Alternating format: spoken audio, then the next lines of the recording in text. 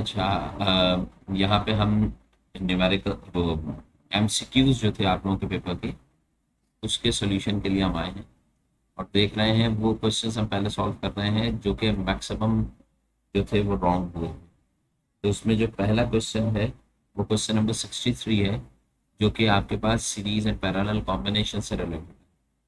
तो देखें यहाँ पे 2, 4 and 6 ohms resistors are connected in parallel और एक इक्विवेलेंट रेजिस्टेंस की बात की जा रही है कि कितनी हो। तो आप ये जानते हैं कि जब आपके पास पैरेलल सर्किट होता है यानी कि तीन रेजिस्टेंसेस आपके पास कैसे कनेक्टेड है, पैरेलल यानी कि इस तरीके से कनेक्ट। तो ऐसी सूरत में जब पैरेलल रेजिस्टेंसेस R1, R2 और R3 कनेक्टेड होंगे तो आपको पता है कि इनकी इक्विवेलेंट रेजिस्टेंस R जो है वो डायरेक्टली इनके समअप के बराबर है, यानी कि इक्विवेलेंट रेजिस्टेंस जो होती है वो बढ़ जाती है। दो तीन चीजें जहन में रखना कि अगर इक्विवेलेंट रेजिस्टेंस बढ़ रही है, ज्यादा हो रही है, तो ये मेरे लिए कोई अच्छी बात नहीं है। यानी कि इसके अंदर पावर का लॉस जो होगा वो क्या हो जाएगा, इंक्रीज हो जाएगा, पावर लॉस बढ़ जाएगी। लिहाजा मेरे लिए ये कोई बेहतर ऑप्शन नहीं है कि मैं रेजिस्टेंसेस को सीरीज के अंदर कनेक्ट करूँ। मतलब अगर मुझे पंखे चलाने हैं, ये ट्यूबलाइट घर के अंदर यूज करती है, तो वोल्टेज सर्किटरी के अंदर अगर मैं उस सर्किट के अंदर उन इक्विपमेंट्स को पैरेलल कनेक्ट करूंगा तो ये मेरे मेरे पास पावर लॉस ज़्यादा आएगा। मैं उन इक्विपमेंट्स को उनकी पावर के रिलेटिवली बेहतर तरीके से यूटिलाइज नहीं कर सकता। खैर, यहाँ पे अब आपको ये दिया हुआ है 2, 4 और 6। तो आप जानते हैं कि इनकी इक्विवेलेंट रेजिस्टेंस जो होगी सबके समक के इक्वल। अच्छा सॉरी, ये बात कर रहा है यहाँ पे किस चीज़ की, पैरेलल की। तो हम असल में यहाँ पे बात कर गए उल्टी। ये रेजिस्टेंसेस हम किस में हमने कनेक्ट की है, सीरीज में कनेक्ट की। तो सीरीज के अंदर ये डायरेक्टली एडिशन के और इसमें पावर लॉस बढ़ जाता है। लेकिन if we are connecting these resistances in parallel, parallel का मतलब क्या हो गया कि ये एक दूसरे के साथ तमाम की तमाम रेजिस्टेंसेस एक सिंगल सोर्स के साथ सेपरेटली कनेक्टेड, हर एक रेजिस्टेंस किसी दूसरी रेजिस्टेंस के साथ आपके पास अलहदा से कनेक्ट हो, R1 R2। तो ये आपके पास पैरेलल, और पैरेलल के अंदर इक्विवेलेंट रेजिस्टेंस है, रेसिप्रोकल ऑफ R जो होगा वो इक्वल होगा 1/R1 plus 1/R2 plus 1/R3। अब होता क्या है कि आपको ये तो पता है कि resistance equivalent R1 R2 R3 या 1/R1 1/R2 1/R3 के इक्वल है। लेकिन ये जहन से निकल जाता है कि ये केस सीरीज के लिए या ये केस पैरेलल के लिए। आप ये बताइए, अभी जो मैंने लिखा है ये किसके लिए लिखा है, ये मैंने पैरेलल रेजिस्टेंसेस।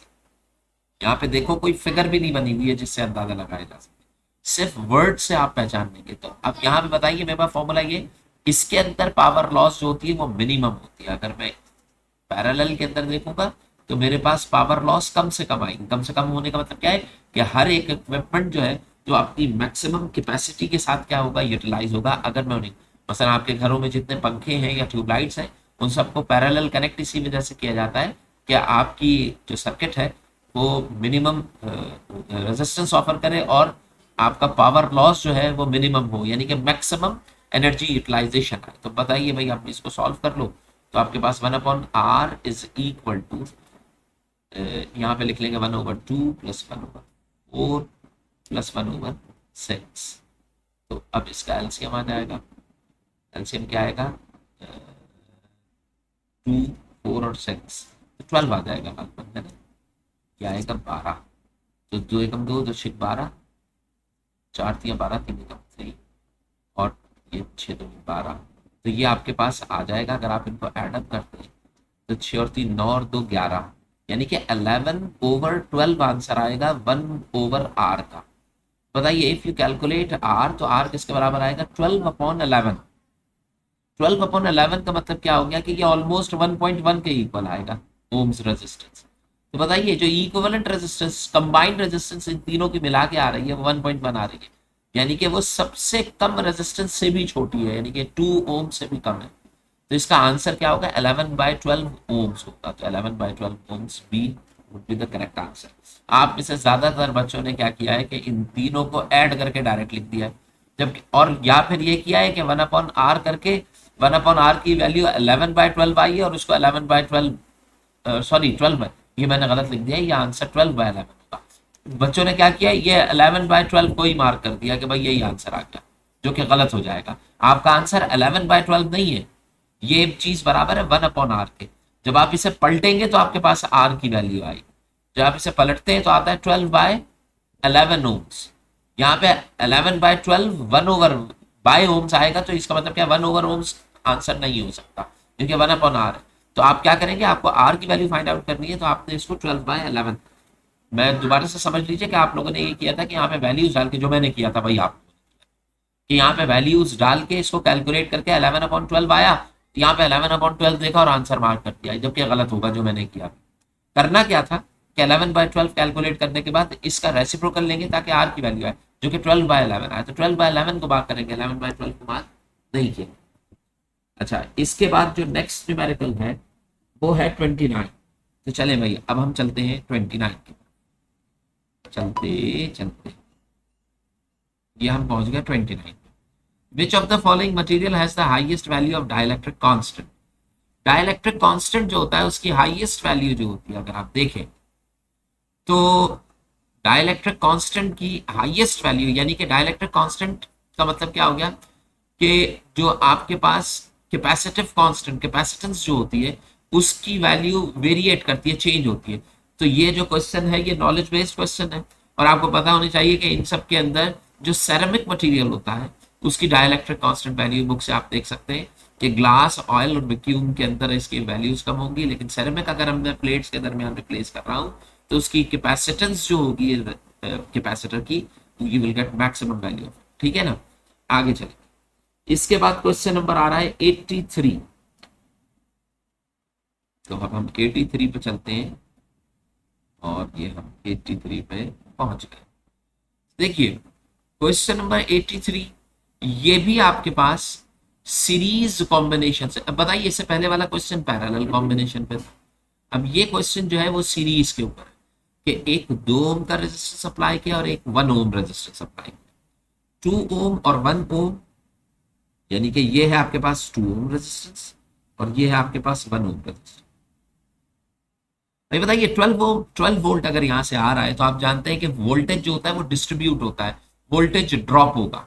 अब कोई आपसे पूछे कि भाई इन दोनों पे वोल्टेज अलग अलग क्यों ड्रॉप हो रहा है, यहाँ पे ज्यादा या एक तरफ ज्यादा और दूसरी तरफ कम क्यों है, तो उसका सीधा सा आंसर होगा, अगर मेरे पास 3 रेजिस्टेंसेस है, 1 2 और 3, अगर मैंने इन तीनों रेजिस्टेंसेस को आपस में जोड़ के एक, यानी कि इन तीनों रेजिस्टेंस को सेपरेटली मैंने सोर्स से अलग अलग कनेक्ट किया है सबको, और यहाँ पे मैंने बैटरी बना दी, सोर्स उससे कनेक्ट कर दिया, तो बताइए हर रेजिस्टेंस सेपरेटली बैटरी से कनेक्टेड है, सब पे वोल्टेज क्या आएगा, सेम आएगा। यानी कि सेम वोल्टेज का मतलब क्या हो गया कि हर रेजिस्टेंस या हर डिवाइस आपके सोर्स से अलग अलग कनेक्ट। लेकिन यहाँ पे देखो ये वाली रेजिस्टेंस का ये वाला साइड तो सोर्स से कनेक्टेड है, लेकिन ये वाला पार्ट सोर्स से डायरेक्टली कनेक्ट नहीं है। इसी तरीके से इस रेजिस्टेंस का ये वाला पार्ट कनेक्ट है, ये वाला पार्ट कनेक्ट नहीं है, तो इसका मतलब क्या है कि ये सीरीज कॉम्बिनेशन कहलाएगा, इसके अंदर अब वोल्टेजेस सेम नहीं रहेंगे, यानी कि वोल्टेजेस ड्रॉप करेंगे। अच्छा, ड्रॉप ऑफ वोल्टेज जो होता है वो आपके पास मैक्सिमम कहां पर होगा, ड्रॉप मैक्सिमम, यानी कि ज्यादा वोल्टेज ड्रॉप उधर आएगा, ज्यादा वोल्टेज अपेयर वहां पर होगा जहां पे रेजिस्टेंस क्या हो आपके पास, हाई। और ये समझ में भी आती है बात। मसलन देखिए यहाँ पे इलेक्ट्रॉन या चार्जेस की एनर्जी सपोज ये 12 है ना, यहाँ पे एक्स के ऊपर एनर्जी थी 12, अब यहाँ पे 2 ओम्स रेजिस्टेंस ऑफर हो रही है, बताइए 12 से ये कम करके सपोज ये 10 पे ले आया, कितना ड्रॉप हुआ 2। अब अगर मैं 2 के बजाय 5 ओम्स रेजिस्टेंस यहाँ रखता, तो बताइए ये एनर्जी को मजीद ड्रॉप करता है, यानी कि 12 से ड्रॉप होकर सपोज ये 6 रह जाती, तो डिफरेंस कितना आता, 6। जैसे जैसे मैं रेजिस्टेंस बढ़ाऊंगा चार्जेस की ड्रॉप ऑफ एनर्जी बढ़ती चली जाए, तो ज्यादा ड्रॉप वहां पर होगा जहां पे रेजिस्टेंस क्या हो, हाई हो, जहां पे रेजिस्टेंस लो होगी वहां पर ड्रॉपेज भी क्या होगा, कम हो। अब जरा देखें इस केस में अगर हम चेक करते हैं तो हमारे पास रिजल्ट जो है वो किस तरीके से आता है, देखिए मैंने क्या करना है, potential difference across point X and Y, यानी कि इस पॉइंट और इस पॉइंट के अक्रॉस अगर मैं कोई वोल्ट मीटर लगाता हूं तो इस पे मेरे पास रीडिंग क्या आ रही है। तो अब हमने क्या करना है कि यहाँ पे मुझे वोल्टेज V फाइंड आउट करने के लिए is equals to I1 R1 के इक्वल होगा, अकॉर्डिंग टू फॉर्मूला अगर मैं देखूं तो V1 is equals to I1 R1। I amount of current है जो यहाँ से चला है, अब यहाँ से भी करंट उतना ही गुजरेगा I1, I2 भी उतना ही है, देखिए करंट दोनों I1 I2 क्या होंगे आपस में इक्वल होंगे, जो कि उस करंट के बराबर होंगे जो यहाँ से चला होगा, यानी कि सारे करंट सेम होंगे, same amount of, single path है तो same amount of current pass होगा। तो क्या करें आप सबसे पहले आई देखिए, तो इसके सॉल्यूशन के लिए सबसे पहले आप इक्विवेलेंट रेजिस्टेंस निकालें आर, जो कि किसके बराबर होगी, R1 प्लस R2। अब बताओ R1 प्लस R2 को अगर मैं इक्विवेलेंट रेजिस्टेंस निकालता हूं तो बताइए R जो होगा वो किसके बराबर होगी, 1+2। बात समझ में आ रही है, 1 ओम और 2 ओम सीरीज के अंदर डायरेक्टली ऐड होता है, कितने ओम्स हो गई रेजिस्टेंस, R 3 ओम। अब मैं क्या करूंगा, यहां से total current find out, total current find out करने का मतलब ये हो गया कि फॉर्मूला क्या होता है, V is equal to I R. तो यहाँ का अगर मुझे टोटल करंट पता लग जाएगा तो मुझे इंडिविजुअल करंट्स भी पता लग जाएंगे जो कि सेम ही होंगे। बताओ आई किसके बराबर होगा, V upon R. Total voltage कितना है, 12 जो नीचे दिया जा रहा है। टोटल रेजिस्टेंस कितनी है, 3 है जो दिया। तो देखिए 4 एम्पियर करंट यहाँ से चलेगा, यहाँ से जो करंट चल रहा है ये कितने एम्पियर है, 4 एम्पियर। बताइए इसमें से भी कितना गुजरेगा, 4 एम्पियर, इसमें से भी कितना गुजरेगा, 4 एम्पियर। बताओ इस रेजिस्टेंस के अंदर से गुजरने वाला करंट मुझे पता चल गया, इस रेजिस्टेंस की रेजिस्टेंस मुझे पता है, तो इस पे ड्रॉप होने वाला पोटेंशियल मैं मालूम कर सकता हूं। तो बताओ फॉर्मूला क्या होगा, V1 is equal to I1R1। समझ में आ रही बात। तो बताइए I1 किसके बराबर है, 4 एम्पियर, जो मैंने टोटल करंट निकाला वही करंट वो होगा जो कि यहां से गुजर रहा हो। तो I1 किसके बराबर होगा, 4 एम्पियर, यानी कि 4 मल्टीप्लाई बाय R, इसकी इंडिविजुअल रेजिस्टेंस कितनी है, इसकी 2 ओम। तो 4 2 जा 8 वोल्ट वोल्टेज आ जाए। इसका मतलब क्या है, 12 में से 8 वोल्ट जो होगा वो इस पॉइंट के ऊपर ड्रॉप होगा, बचा कितना, 4। तो 4 वोल्ट जो बचा है आपके पास वो ड्रॉप होगा किसमें, सेकंड। तो देखिए रेजिस्टेंस ज्यादा है तो ड्रॉपेज क्या है, ज्यादा है, रेजिस्टेंस कम है तो ड्रॉपेज क्या है, कम है। दोनों वोल्टेजेस को सम अप करोगे तो आंसर कितना आएगा, 12। अगर मैं इसको भी कैलकुलेट करना चाहूं, देखिए V1 is equal to I1R1, अगर मैं V2 कैलकुलेट करूं तो फॉर्मूला क्या होगा, I2R2, यही होगा फॉर्मूला। बताइए I2 किसके बराबर है, दोबारा से 4 होगा I2, 4 एम्पियर, क्योंकि करंट सेम है ना, बैटरी से 4 एम्पियर निकला, दोनों में से 4 एम्पियर गुजरे। मल्टीप्लाई बाय R2 किसके बराबर है, रेजिस्टेंस कितनी है, 1 ओम, मल्टीप्लाई करेंगे कितना आएगा, 4 वोल्ट। तो बताइए वोल्टेज 2 भी किसके बराबर आया, 4 वोल्ट। मैंने तो यहाँ पे डिफरेंस लेके बता दिया था आपको 4 वोल्ट, और कैलकुलेट करोगे तब भी कितना आएगा, वही रिजल्ट आ रहा हो।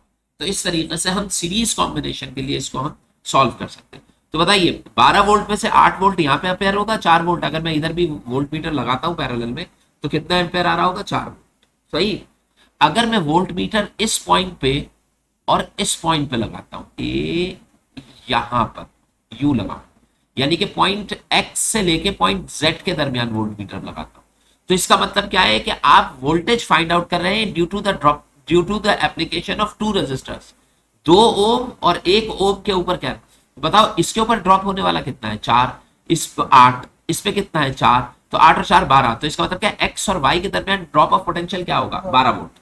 तुम ये देखो कि मैंने इस वोल्ट मीटर का एक पॉइंट इधर लगाया ना और एक पॉइंट इधर लगाया, बताओ ये तो बिल्कुल सेम ऐसा ही नहीं हो गया कि वोल्ट मीटर में यहां पे रखूं और इसका एक तार में इधर लगा दूं और एक तार में इधर लगा दूं।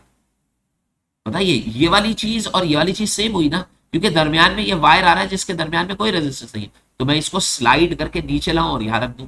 तो बताइए जो इन दोनों रेजिस्टेंस के अक्रॉस रेजिस्टेंस आ रही है, वोल्टेज आ रहा है, ड्रॉप ऑफ वोल्टेज, वो वही सेम वोल्टेज होगा जो कि आपके पास अप्लाइड वोल्टेज होगा थ्रू द बैटरी, जो बैटरी से प्रोवाइड किया जा रहा है वही सेम, यानी कि इनके across total voltage is equal to the voltage across the battery. सही। नेक्स्ट क्वेश्चन की तरफ चलो, तो इसका आंसर क्या होगा, 8 वोल्ट होगा, सी आंसर। 55 पे आएंगे अब।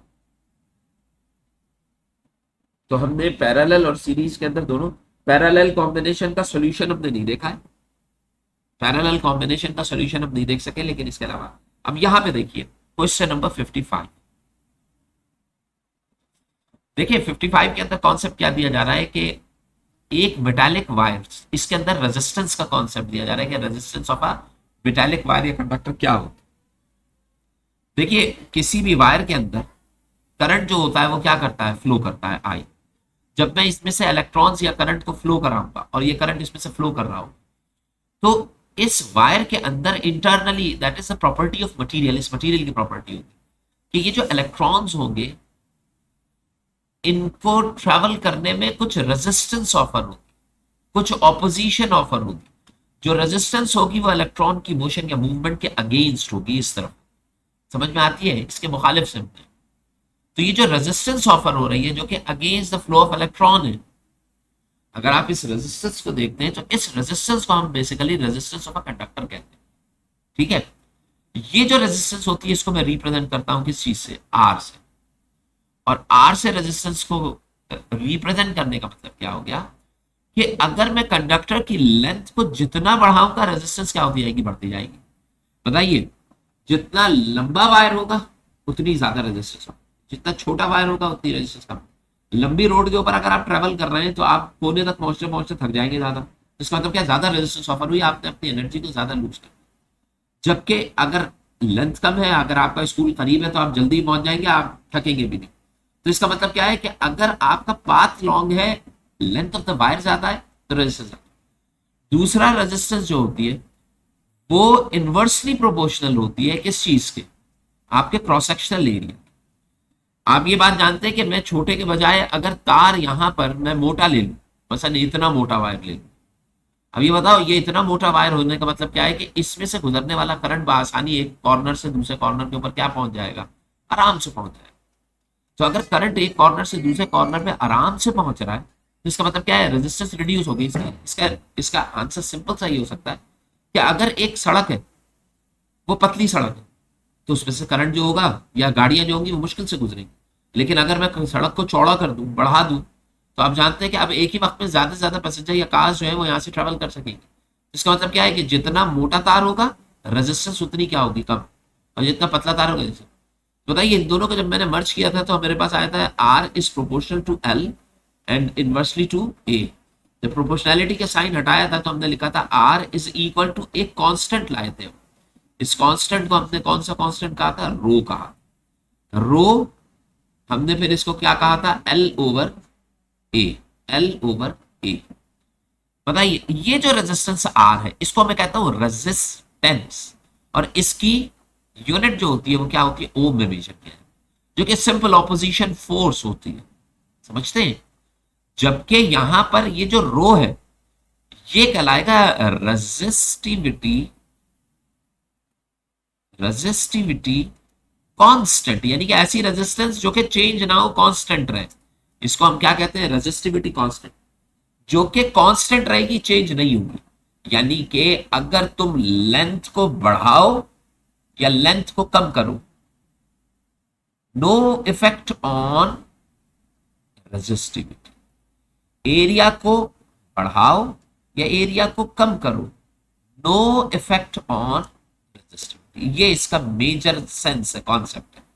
मसलन मेरे पास एक कॉपर का वायर दे दिया मैंने आपको, एक इतना बड़ा एक इतना बड़ा। मैं आपसे पूछूं भाई ये भी कॉपर है ये भी कॉपर है, बताओ रेजिस्टेंस ज्यादा किसकी होगी?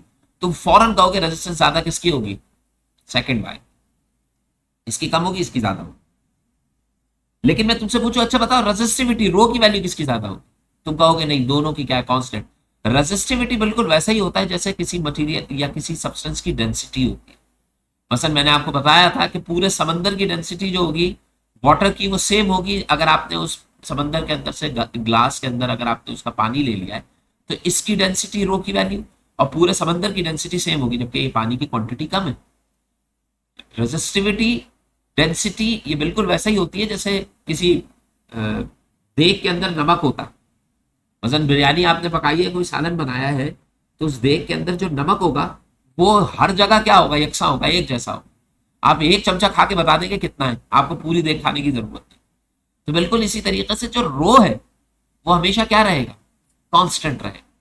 तभी मैं इसे resistivity constant, constant of resistivity. ये जो रेजिस्टिविटी कांस्टेंट होता है ये चेंज होता है किसकी बेस पे? अगर मटेरियल चेंज हो रहा है तो फिर चेंज होगा। मसलन पानी की डेंसिटी अगर सपोज मैं 1 कहता हूं या 2.5 कहता हूं, तो अगर मैं कहता हूं यार पानी की डेंसिटी चेंज हो गई, तो इसका मतलब क्या है? वो पानी नहीं रहा, वो कोई और सब्सटेंस बन गया। उसमें मैंने नमक को डिसॉल्व करके डेंसिटी अगर बढ़ा दिए तो आप इसका मतलब क्या है? वो प्योर वाटर नहीं बल्कि सॉल्टिश वाटर हो गया। समझ रहे हैं? Salty water. तो यहाँ पे ये चीज आपके अपने जहन में होनी चाहिए कि जब मैं मटेरियल को चेंज करूंगा, मतलब कॉपर वायर है उसकी डेंसिटी एक सर्टेन वैल्यू आ रही है, अगर मैंने निक्रोम वायर ले लिया है या कोई और वायर ले लिया है तो उसकी डेंसिटी जो होगी रो की वैल्यू वो चेंज हो जाएगी। लेकिन निक्रोम वायर लेने के बाद अगर मैं उसकी लेंथ को वेरिएट करता जाऊं, रो की वैल्यू क्या रहेगी, कांस्टेंट, कोई फर्क नहीं पड़ेगा। निक्रोम वायर की विड्थ अगर मैंने बढ़ा दी है, कोई फर्क नहीं पड़ेगा, रो की वैल्यू कांस्टेंट। अब बताओ क्वेश्चन में ये क्या कह रहा है, a wire of uniform area, उसका area uniform, cross sectional area A है, यानी कि एक जैसा है, पतला मोटा नहीं हो रहा। अ लेंथ एल, उसकी length L and resistance R, और उसकी रेजिस्टेंस आर है। कट इनटू टू पार्ट्स, अगर मैं उसको दो हिस्सों में काट दूं, यहां से कट कर दिया, रेजिस्टिविटी, अब ये क्या कह रहा है, रेजिस्टिविटी, रेजिस्टेंस नहीं कह रहा है, क्या कह रहा है, तो बताइए अगर मैं इसे कट भी कर दूंगा तो कोई फर्क पड़ेगा नहीं, तो रिमेन्स द सेम, अनचेंज्ड। लेकिन अगर ये कहता है कि what will be the effect on its resistance, बताओ जब मैं इसे आधा कर देता तो लेंथ कम हो जाती है, तो रेजिस्टेंस क्या हो जाती है, डिक्रीज हो जाती है, आर डिक्रीज हो जाएगा, लेकिन रो के ऊपर कोई इफेक्ट नहीं आएगा। तो ये कॉन्सेप्ट जहन में रखे, लेंथ बढ़ा दे कम कर दे, तभी देखें एक एक कंटेनर एक आप क्या कहें, कंटेनर कहें जिसके ऊपर कॉपर वायर का कंटेनर है कोई, ठीक है ना, जिसके ऊपर लूप हुआ हुआ है तार बहुत सारा, उसके ऊपर अगर आप उसकी इंफॉर्मेशन पढ़ेंगे ना तो उसमें लिखा होगा resistivity of copper wire is इतना। अगर मैं उसमें से कॉपर वायर निकाल भी लूंगा तो उसकी रेजिस्टिविटी के ऊपर कोई इफेक्ट नहीं आएगा, लेकिन जब मैं कॉपर वायर उसमें से निकाल दूंगा तो उसकी रेजिस्टेंस के ऊपर उसका इफेक्ट आ रहा। तो ये मेजर कॉन्सेप्ट है, इसको ध्यान में। अच्छा भाई, इसके बाद आपके पास नेक्स्ट जो है वो है क्वेश्चन नंबर 1।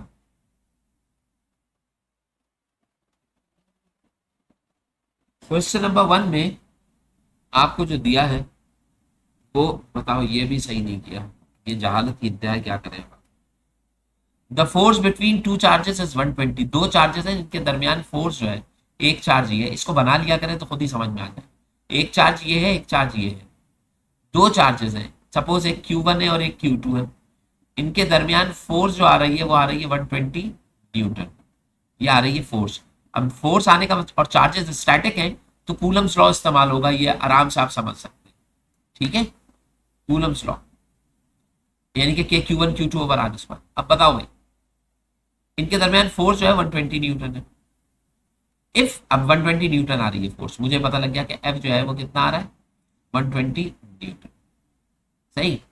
यानी कि इसका फॉर्मूला क्या बन गया, के Q1 Q2 over R square, जो कि किसके बराबर है, 120। अब बताओ, if the distance between the charges is doubled, अगर मैं चार्जेस के दरमियान का डिस्टेंस क्या कर दूं, डबल कर दूं, तो फोर्स कितनी हो जाएगी। अभी बताओ, चार्जेस पहले क्लोज थे, डिस्टेंस डबल कर देने का मतलब क्या है कि अब मैं चार्जेस को एक दूसरे के मुकाबले में कहां ले गया हूं, दूर ले गया हूं। यानी कि पहले डिस्टेंस सपोज आर था, तो अब आर से बढ़ के क्या हो गया, डिस्टेंस 2r हो गया। तो बताओ यहाँ पे जो आर लिखा है इसकी जगह मुझे क्या लिखना पड़ेगा, 2r, यानी कि मेरे पास नई जो फोर्स आएगी, new force, is equals to, क्या होता है फॉर्मूला, के Q1 उतना ही है, Q2 भी उतना ही है, अपॉन आर की जगह मैं क्या लिखूंगा, 2r, और इसका क्या कर दूंगा, स्क्वायर कर दूंगा, ऐसा ही है भाई। तो अब यहाँ पे बताओ, के ऐसे ही रहेगा, Q1 Q2 भी वैसे ही रहेगा, ओवर 2 का स्क्वायर क्या होता है 4, आर स्क्वायर ऐसे ही रहेगा, 4 को आप बाहर लिख लें ऐसे का, डिनोमिनेटर में 4 आ जाएगा। तो इसका मतलब क्या है, ये वाली चीज जो है, ये पार्ट, इस पार्ट को मैं एफ लिख सकता हूं, यहाँ पे जो एफ मैंने लिखा था, फोर्स 120 न्यूटन वाली ये चीज वही है, यानी कि अपनी प्रीवियस फोर्स का 1/4 टाइम हो जाएगी, ठीक है, यानी कि क्वार्टर हो जाएगी। तो बताइए ये वाली चीज किसके, यानी कि मैं इसको लिख सकता हूं 1/4 मल्टीप्लाई बाय एफ, यानी कि अपनी प्रीवियस, आपको पता है कि फोर्स रिड्यूस हो जानी चाहिए, ये तो आप जानते हैं, जब तुम दूर लेके जाओगे तो फोर्स क्या हो जाएगी, कम हो जाएगी। कितनी कम होगी, वह 1/4 रह जाए।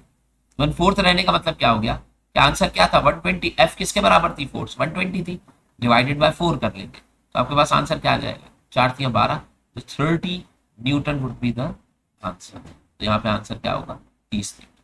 अब खुद सोचो, 15 न्यूटन भी हो सकता है, 40 भी हो सकता है, 60, अगर यहाँ पे 160 लिखा होता तो ये ऑलरेडी क्या हो जाता, गलत हो जाता है, क्योंकि 120 से ज्यादा तो नहीं हो सकती, कम ही होगी, ठीक है भाई। तो ये चीज आपको अपने जहन में रखनी है। और इसके अगर ये कहता कि आपके पास डिस्टेंस डबल नहीं हुआ है, बल्कि डिस्टेंस कितना रह गया है, डिस्टेंस हाफ रह गया। तो डिस्टेंस हाफ होने का मतलब क्या है कि फॉर्मूला क्या लिखता है, K Q one Q two over R square होता है। आर स्क्वायर के बजाय में लिखता है यहाँ पे आर बाय टू का होल स्क्वायर। हाफ रहने का मतलब क्या है कि जो डिस्टेंस था उसका आधा रह गया। अब जब तुम स्क्वायर करोगे तो ये तुम्हारे पास आ जाएगा K Q one Q two over R square, और ये जो डिवाइडेड बाय फोर होगा जब ये पलटेगा तो ये इसके साथ प्रोडक्ट में आ जाएगा। यहाँ पे आर डिवाइडेड बाय फोर जो है जब पलटेगा तो प्रोडक्ट, इसका मतलब क्या है कि फोर्स जो होगी वो अपनी प्रीवियस फोर्स के कितने टाइम्स हो जाएगी, फोर टाइम्स। तो जो देखिए new force is four times of the previous. इससे पहले वाले केस में क्या आया था कि न्यू फोर्स जो है वो अपनी प्रीवियस फोर्स के वन फोर्थ टाइम आ रही, तो आप उसको डिवाइड, यहाँ पे फोर टाइम होने का मतलब क्या है कि अगर डिस्टेंस हाफ कर दूंगा तो 120 मल्टीप्लाई बाय फोर करके आप कैलकुलेट करके, यानी कि 112 को 4 12 चौक 48, यानी कि 480 न्यूटन हो जाती है फोर्स इंक्रीज कर अगर होता। अब नेक्स्ट है आपके पास 24।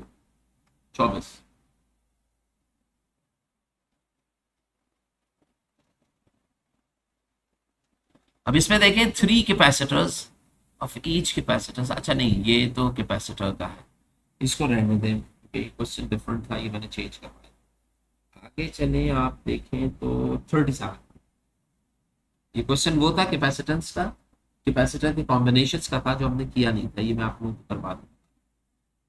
अच्छा इसके बाद 37, 37, हाँ देखिए, व्हेन अ डाइलेक्ट्रिक स्लैब यानी कि कैपेसिटर की प्लेट्स के दरमियान में जब मैं क्या करूंगा, डाइलेक्ट्रिक स्लैब को इंट्रोड्यूस कराऊंगा।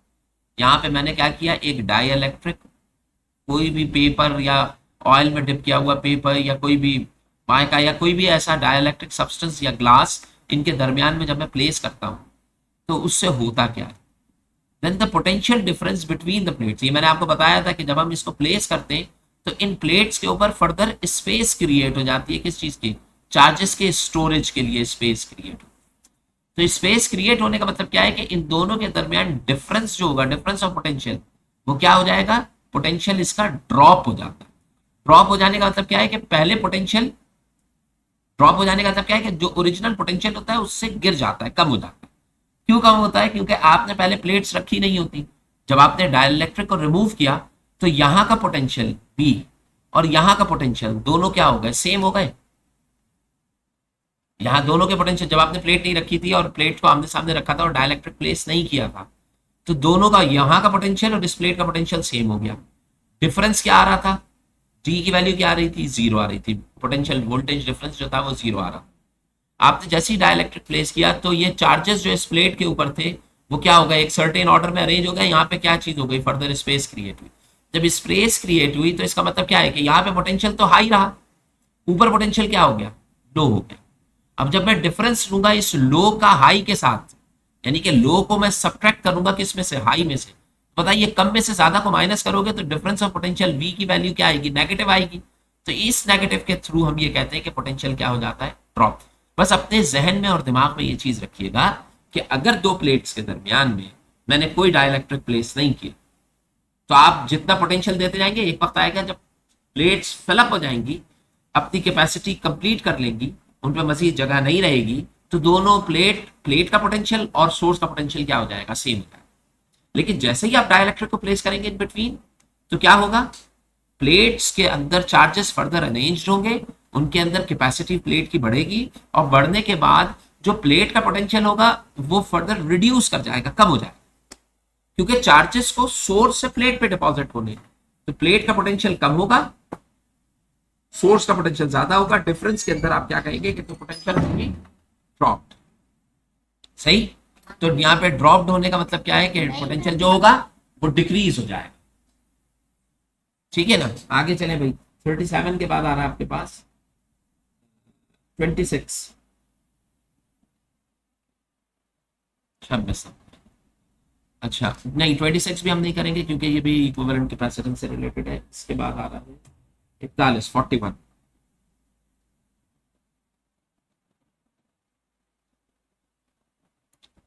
देखिए, electrical charge 100 micro coulomb, 100 microcoulomb का मतलब क्या है कि ये क्यू दिया जा रहा है। अब इसको Q1 कर लेते हैं। 13 सेंटीमीटर ये डिस्टेंस हो गया R।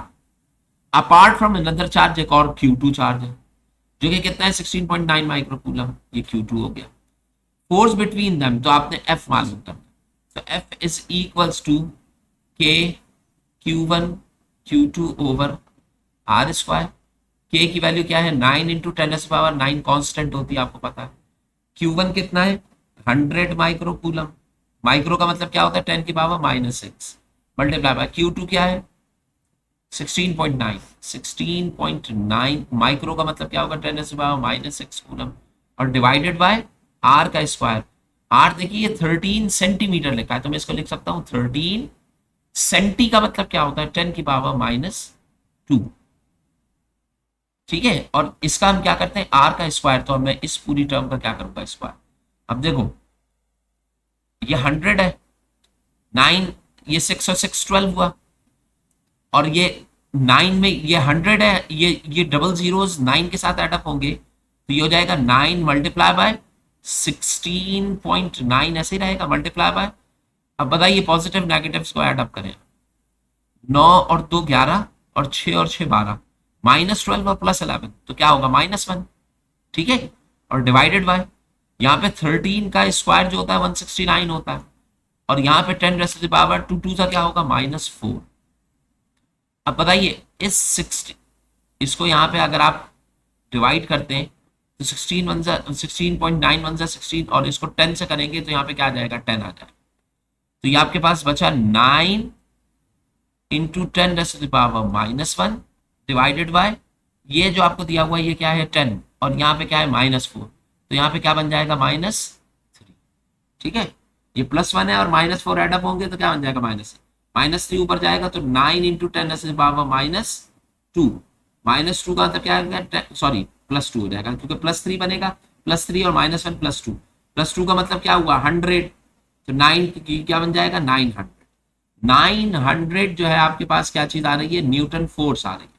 अब इसमें क्लोजेस्ट फोर्स देखें 900 के रिलेटिवली तो ये 900 कह रहा है, तो यहाँ पे देखिए कि 89 आ रहा है, ये मुमकिन नहीं है, ये भी नहीं है, ये भी नहीं है। यहाँ पे देखिए 898 आ रहा है, तो ये अप्रोक्सीमेशन अगर आप देखें तो ये किसके बराबर आ रहा है 900 न्यूटन के, क्योंकि ये हमने 9 रख रहे होते हैं, अगर इसकी एक्यूरेट वैल्यू डालें तो वो 8 पॉइंट समथिंग आती है, लेकिन आप 9 के रिलेटिवली देखेंगे तो अप्रोक्सीमेट वैल्यू जो होगी क्लोजेस्ट वैल्यू 900 के, तो इसका मतलब क्या है इसका आंसर बी हो जाए।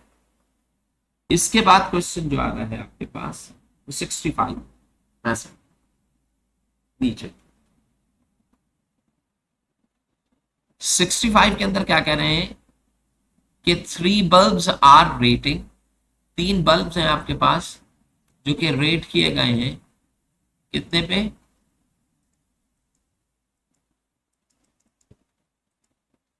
3 बल्ब जो हैं वो रेट किए गए हैं कितने पे एक 40 वॉट है, एक 60, यानी कि एक बल्ब ये है और ये किस पे 240 पे। Bulb moves brightly if they are connected. अब देखें ये चीज इंपॉर्टेंट है, एक बल्ब ये है, दूसरा अब ये सारे बल्ब जो है ना ये सीरीज में कनेक्ट किए गए, दूसरा ये है और तीसरा बल्ब खूबसूरत और हसीन तरीके ये हो गया आपके पास 3, और इनको आपने कनेक्ट कर दिया एक सोर्स से। अब बताओ ये तीनों बल्ब अपनी जो फुल कैपेसिटी है उससे उस वक्त ऑपरेट होंगे जब इन तीनों बल्ब्स को आप कैसे कनेक्ट करें पैरेलल कनेक्ट करें, ये मैंने आपको बताया ठीक है। लेकिन आप जानते हैं कि अभी मैंने इनको पैरेलल, अब देखिए पैरेलल कनेक्ट ना करने से नुकसान क्या होगा। देखिए ये 40 वॉट का है, ये कितने वॉट का है 60 वॉट का, और ये 100 वॉट। बताइए अगर मैंने इन वॉट के बल्ब्स को यहां पर पैरेलल में कनेक्ट किया होता तो आप जानते हैं 100 वॉट जो था बल्ब वो मैक्सिमम ब्राइटनेस के साथ ग्लो करता है, क्योंकि 100 वॉट को जलने के लिए जो करंट रिक्वायर्ड होगा वो उसको यहां से मिल जाएगा, वो अपना अलग से ड्रॉ कराएगा। ये अपने रिलेटिवली अगर ये 60 वॉट का है तो ये 60 वॉट के रिस्पेक्टिवली करंट ड्रॉ करा सकेगा और ये भी करा सकेगा। तो हर इक्विपमेंट अपने required amount of current draw करा सकता है सोर्स से, अगर वो कनेक्टेड है कैसे, पैरेलल। लेकिन अभी ये कनेक्टेड है सीरीज में, तो सीरीज के अंदर अगर आप समझें तो आपको ये चीज समझ में आएगी कि जिसका रेजिस्टेंस मैक्सिमम हुआ, हाई हुआ, जिसका रेजिस्टेंस मैक्सिमम होगा उसके ऊपर ड्रॉप ऑफ पोटेंशियल वोल्टेज भी क्या होगा, मैक्सिमम आएगा। सही। अब तुम खुद सोचो, आपने बल्ब देखे हैं, जो 100 वॉट का बल्ब है उसकी तरफ करंट को ज्यादा फ्लो कर, अब अगर मैंने 100 वॉट का बल्ब लगाया, अब जरा समझिएगा 100 वॉट का बल्ब, 60 वॉट का बल्ब और 40 वॉट के बल्ब में फर्क क्या होता है, अगर इनके फिलामेंट देखें। बताइए 100 वॉट के बल्ब को ज्यादा पावर से ग्लो करना है तो इसे करंट ज्यादा चाहिए होगा या कम, ज्यादा करंट चाहिए। जबकि 40 वॉट में करंट आपको क्या चाहिए, मिनिमम। बताइए जब ज्यादा से ज्यादा करंट 100 वॉट में से गुजारना है आपको, तो इसकी रेजिस्टेंस क्या होनी चाहिए, मिनिमम होनी चाहिए, तभी तो ये करंट ज्यादा ड्रॉ कर सकेगा। जिसका मतलब क्या है, 40 वॉट के अंदर रेजिस्टेंस जो होगी वो क्या होगी, मैक्सिमम होगी 40 वॉट। समझ रहे। अगर आप 40 वॉट का बल्ब देखेंगे ना, ये बल्ब है 40 वॉट का, सपोज आप देखेंगे ना इस बल्ब को, तो इसकी रेजिस्टेंस का वायर जो होगा ना, वो ऐसे करके goal you you you you you you you you घूमते हुए ऐसे आके फिर यहाँ पे एंड हो रहा होगा। अगर इस वायर को खोलेंगे तो जो 40 वॉट का बल्ब होगा उस वायर की लेंथ बहुत ज्यादा होगी, उस बल्ब के वायर की लेंथ क्यों ज्यादा होगी, क्योंकि ये सिर्फ 40 वॉट का, इसने मैक्सिमम रेजिस्टेंस ऑफर करके मिनिमम करंट के ऊपर ऑपरेट होगा। बात समझ में आती है। लेकिन अगर तुम 100 वॉट का बल्ब देखोगे, 100 वॉट का, तो 100 वॉट के बल्ब के अंदर आप देखेंगे तो ये जो होगा 100 वॉट का बल्ब, इसके अंदर जो रेजिस्टेंस होगी उसकी वायर की लेंथ जो होगी वो क्या होगी, कम होगी, क्योंकि इसने रेजिस्टेंस मिनिमम ऑफर कर। जो 0 वॉट के बल्ब होते हैं ना, जो छोटे छोटे बल्ब होते हैं जो कलर्ड होते हैं, अगर आप उनको गौर से देखें तो उसके अंदर फिलामेंट इस तरीके से बहुत लंबी लेंथ के साथ दिया हुआ होता है, वायर्स अंदर बहुत सारे घूमे। तो बताइए जितनी ज्यादा पावर होगी रेजिस्टेंस उतनी ही क्या होगी, कम होगी, और जितनी कम पावर होगी रेजिस्टेंस उतनी ही ज्यादा होगी। अब ये चीज तो हमें समझ में आ गई। अब तुम ये देखो कि जिसकी रेजिस्टेंस ज्यादा हुई उसके ऊपर ड्रॉप ऑफ पोटेंशियल वोल्टेज भी क्या होगा, मैक्सिमम ज्यादा। इसके ऊपर ड्रॉप ऑफ पोटेंशियल क्या होगा, मिनिमम। बताओ जब इसके ऊपर ड्रॉप ऑफ पोटेंशियल मैक्सिमम आ रहा है और सब में से गुजरने वाला करंट आई सेम है, तो बताइए जो यूटिलाइजेशन पावर होती है वो P is equal to V into I के बराबर होती है। सब पे आई की वैल्यू सेम आ रही है, लेकिन वोल्टेज सबसे ज्यादा ड्रॉप किस पे हो रहा है, 40 पे। तो बताइए जिसकी पावर सबसे कम होगी वो सबसे ज्यादा ब्राइटेस्ट वे के अंदर क्या कर रहा होगा, ग्लो कर रहा होगा। यानी कि सबसे ज्यादा जो ग्लो करेगा वो 40 वॉट का बल्ब यहां पे कर रहा होगा सीरीज में। 60 वॉट का की जो ब्राइटनेस होगी वो बहुत ही कम होगी, और 100 वॉट की तो ना होने के बराबर। तो इसका मतलब क्या है कि सीरीज में सेम बैटरी पोटेंशियल के ऊपर मैंने इन बल्ब्स को यूटिलाइज किया, रिजल्ट मेरे पास ना होने के बराबर 0, बेकार आंसर आ रहा, क्योंकि इसके अंदर सर्किट की इक्विवेलेंट रेजिस्टेंस एक्सीड कर गई, पावर लॉस बढ़ गया, बैटरी उतनी एनर्जी दे रही है लेकिन ट्रांसफॉर्मेशन या ट्रांसफर ऑफ एनर्जी मुझे वैसे नहीं मिल रही है। लेकिन अगर इन्हीं बल्ब्स को मैं किस पे लगाता, सीरीज में लगाता, तो 100 वॉट अपने रिलेटिवली जलता, 60 वॉट उससे हल्का जलता और 40 वॉट सबसे हल्का जलता। लेकिन पूरी पूरी एनर्जीज के रिलेटिवली ये ग्लो करते हैं। तो बताइए सबसे ज्यादा जिसकी रेजिस्टेंस सबसे ज्यादा होगी, जिसकी पावर सबसे कम होगी, वो सबसे तेज स्ट्रेंथ के ऊपर क्या करेगा, ग्लो करेगा। ठीक है बेटा। अब ये हम जो है वो लास्ट क्वेश्चन करेंगे, जो कि क्वेश्चन नंबर है हमारे पास 8।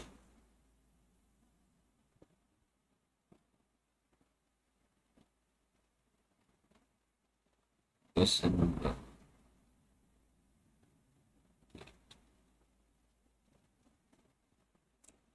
क्वेश्चन नंबर 8 जो है अब ये लास्ट कर रहे हैं, बस इसके बाद हम इसको रोक दें।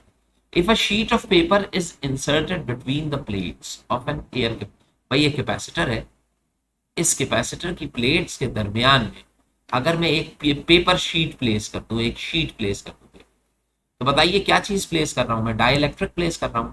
डाइलेक्ट्रिक कैपेसिटेंस सी स्टोरेज को क्या करता है, बढ़ाता है, कम कर देता है। इसको ये क्या करेगा, इंक्रीज करेगा। कैपेसिटेंस जो होती है इंक्रीज, और कैपेसिटेंस इंक्रीज क्यों होती है, क्योंकि पोटेंशियल क्या हो जाता है, वोल्टेज ड्रॉप हो जाता है, ये अभी हमने देखा।